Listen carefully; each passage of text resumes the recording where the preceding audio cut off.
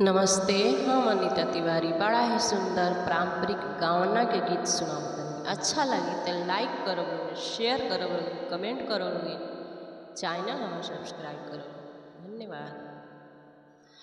कथी के का कहा हो का कहा, कथी के तेल मचिया बैठल हो बेटी झारे लंबी केस, मचिया बैठल हो बेटी झारे लंबी केस।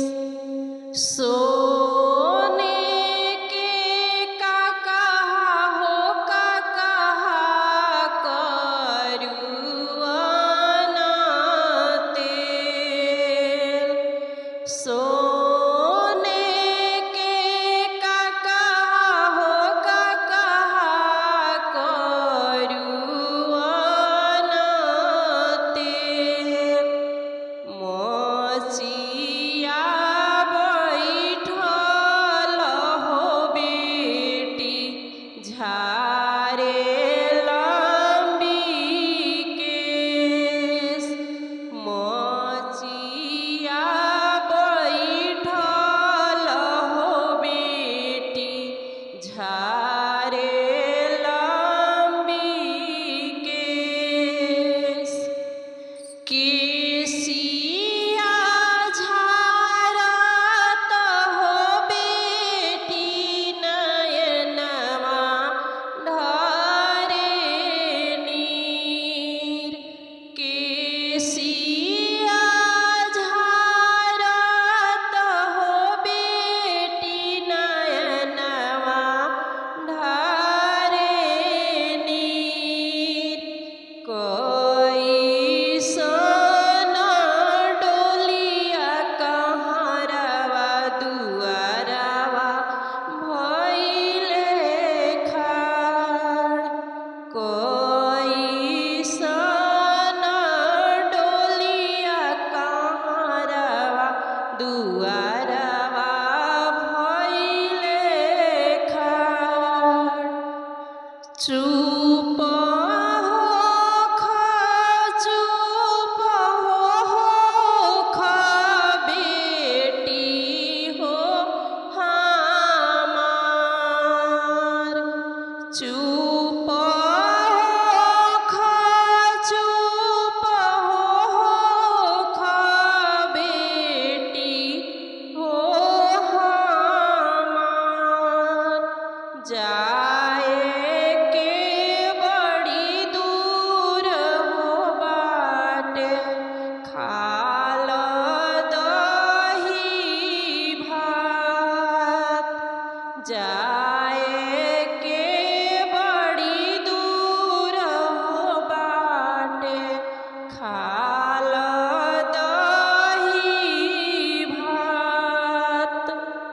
हम नाही